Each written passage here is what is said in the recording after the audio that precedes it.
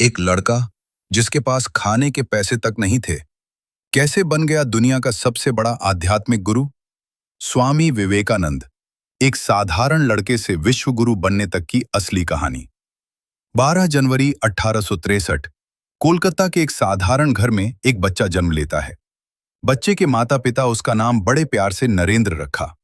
ये वो ही नरेंद्र थे जिन्हें आगे चलकर दुनिया ने स्वामी विवेकानंद के नाम से जाना। नरेंद्र बचपन से ही अलग थे, तेज दिमाग, निडर स्वभाव, लेकिन उनके मन में एक सवाल हमेशा घूमता था, क्या भगवान सच में होते हैं? एक दिन उनकी मुलाकात रामकृष्ण परमहंस से हुई। ये मुलाकात 1881 के आसपास कोलकाता के दक्षिणेश्वर काली टेम्पल में हुई थी, जहां रामकृष्ण परमहंस पुजारी थे। नरेंद्र के एक कॉलेज प्रोफेसर विलियम हेस्टी ने उन्हें रामकृष्ण परमहंस के पास जाने की सलाह दी थी, क्योंकि वे आध्यात्मिक अनुभव को समझना चाहते थे। नरेंद्र ने रामकृष्ण से पूछा कि क्या आपने भगवान को देखा है? रामकृष्ण ने जवाब दिया, हां, उतनी ही स्पष्टता से जितना मैं तुम्हें देख रहा हूं। ये जवाब सुनकर नरेंद्र चौंक गए, क्योंकि पहली बार किसी ने इतने आत्मविश्वास से ये बात कही थी। रामकृष्ण ने पहली मुलाकात में ही पहचान लिया था कि नरेंद्र कोई साधारण व्यक्ति नहीं है। एक बार उन्होंने नरेंद्र को छूते ही उन्हें गहरी आध्यात्मिक अवस्था जैसा अनुभव करा दिया। रामकृष्ण परमहंस जी कहते थे, नरेंद्र एक दिन दुनिया को बदल देगा। यहीं से स्वामी विवेकानंद की जिंदगी बदल गई। गुरु के निधन के बाद नरेंद्र के पास खाने तक के पैसे नहीं थे। कई बार उन्हें भूखे सोना पड़ता था, लेकिन उन्होंने कभी हार नहीं मानी।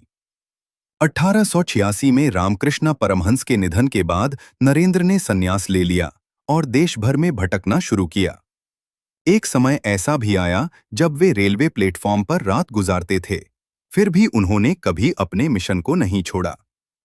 वे साधु बनकर पूरे भारत में पैदल घूमे। कई बार उन्हें लोगों के घरों में भोजन मांगना पड़ता था। गरीबी, भूखमरी, अन्याय सब अपनी आंखों से देखा। तब उन्होंने ठाना, मुझे सिर्फ धर्म नहीं, लोगों की सेवा करनी है। 1893 अमेरिका में विश्व धर्म संसद हुई थी, जिसमें हमारे भारत का नेतृत्व स्वामी विवेकानंद जी ने किया था।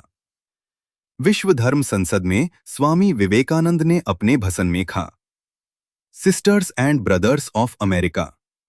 इसके बाद उन्होंने कहा, मैं उस धर्म का प्रतिनिधित्व करता हूं जिसने दुनिया को सहिष्णुता और सार्वभौमिक स्वीकृति सिखाई है। हम न केवल सभी धर्मों को सहन करते हैं, बल्कि उन्हें सत्य मानते हैं। पूरा हॉल 2 मिनट तक तालियों से गूंज उठा। उस दिन भारत ने दुनिया को अपनी ताकत दिखा दी। स्वामी विवेकानंद को तैरना और कुश्ती करना बहुत पसंद था। वे एक अच्छे सिंगर भी थे। उन्हें पाश्चात्य दर्शन का भी गहरा ज्ञान था। उन्होंने रामकृष्ण मिशन की स्थापना की। उन्होंने कहा, उठो, जागो और तब तक मत रुको जब तक लक्ष्य प्राप्त न हो जाए। डर को खत्म करो, वही तुम्हारी सबसे बड़ी बाधा है। सिर्फ 39 साल की उम्र में उन्होंने इस दुनिया को अलविदा कह दिया। 4 जुलाई 1902 को बेलूर मठ, पश्चिम बंगाल में उनका निधन हुआ। कहा जाता है कि उन्होंने ध्यान की अवस्था में ही शरीर त्याग दिया, लेकिन आज भी उनकी सोच, उनकी ऊर्जा हर उस इंसान में जिंदा है जो बड़ा बनने का सपना देखता है। अगर तुम भी जीवन में कुछ बड़ा करना चाहते हो, तो याद रखो, विवेकानंद बनना है तो डर को मारना होगा। उठो, जागो और तब तक मत रुको जब तक अपने लक्ष्य को न प्राप्त कर लो।